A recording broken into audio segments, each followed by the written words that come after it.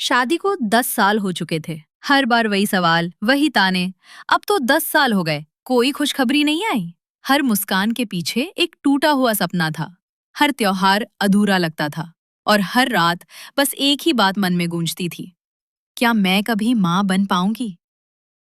मैं नेहा हूं और ये मेरी सच्ची कहानी है। शादी के पहले कुछ साल तो जैसे पंखों की तरह उड़ते गए।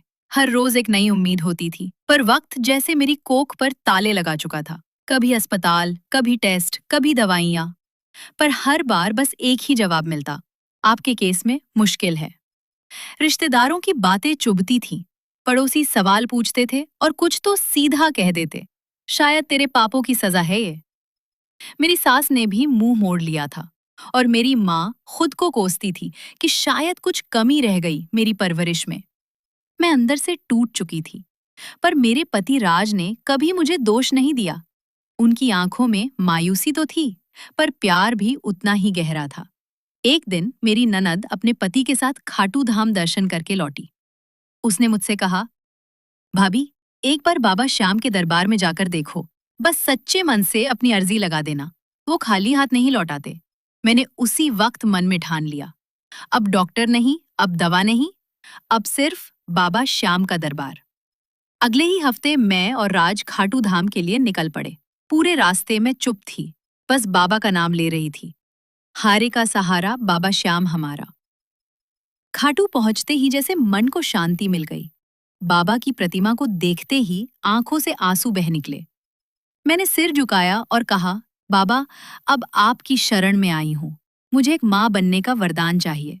अगर मेरी कोख सूनी रह गई तो मुझे जीवन भर खेद रहेगा। मुझे आपकी कृपा चाहिए बाबा, बस एक बार। मैंने बाबा की चौखट पर 11 बार परिक्रमा की, प्रसाद चढ़ाया और 9 दिनों का अन्न त्याग व्रत रखा।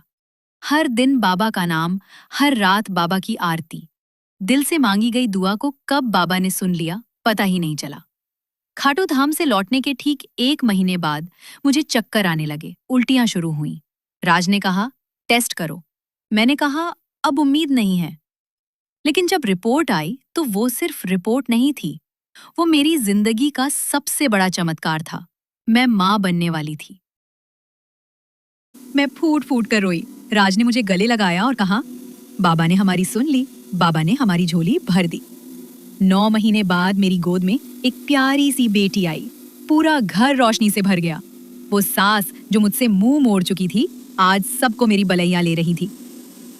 और फिर हम एक बार फिर खाटू धाम गए, इस बार बाबा का शुक्रिया अदा करने।